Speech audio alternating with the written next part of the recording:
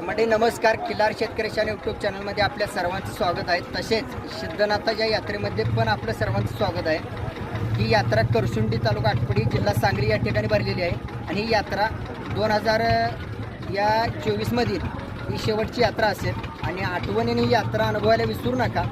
त्यानंतर आपल्याला पुढच्या वर्षीच आपल्याला या यात्रेमध्ये भेटायचं आहे आणि ही यात्रा का अनुभवायची, ज्याला जातीवंतपणे अभ्यास करायचा आहे, ज्याला जातीवंतपणे संगोपन बघायचं आहे आणि ज्याला जातीवंतपणे खिल्लारवरचं प्रेम बघायचं आहे, तर या करसुंडी यात्रेत येऊन अनुभवायला विसरू नका.